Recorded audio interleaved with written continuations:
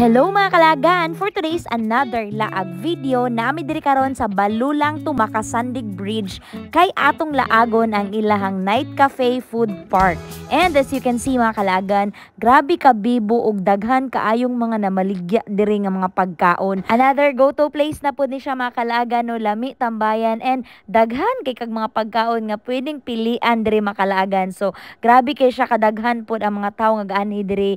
So naani ang Night Cafe Food Park Makalagan every Friday to Sunday. Mag-start sila diri Makalagan from 5:30 PM until midnight. So mosulod na ta Makalagan para atong matanawon si mga pagkaon nga naa diri. Actually mga kalagan medyo busog pag yud mi, pero basin dig natay maibugan diri nga lami nga pagkaon or drinks ay syempre di gyud nato nang palampason mga kalagan. So grabe ka nice na gid ang CDO karon Makalagan. Agree ba mo? Di ba daghan na kaayo tag mga pwede malaagan karon nga panahon kay nagaanam na gyud og kabibo ang Cagayan de Oro City. And diri asa Makasandig to Balulang Bridge kaning ilang Night Cafe Makalagan. Tsada sad gyud tambayan diri ang Makalagan, especially kung diri gyud mo manihapon kay daplin ba siya sa Cagayan River. So bugnaw-bugnaw gyud ang hangin diri ang Makalagan, no. And aside sa food nga baligya diri Makalagan, napoy mga dulaan sa pangbata and decor for Christmas, napod sila mga brololoy. So daghan kayog display diri Makalagan.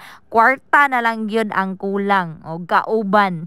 So napo day ga live acoustic diri mga Kalagan, no. So more on sugba-sugba ang ilang food diri Makalagan barbecue and sisig, napod sila mga fried rice and street foods kasagara yun mga Kalagan, no. So kung gusto mo manglaag mga Kalagan, magtambay mo, magpahangin, and at the same time dadto na lang pudayon mo mangaon, pwede ra gyud na diri sa ilahang Night Cafe sa Balulang Makasandig Bridge. Walay entrance mga Kalagan ha pag mosulod mo diri sa ilahang Night Cafe Food Park. And that's our laag video for today. See you sa next day. Laag na!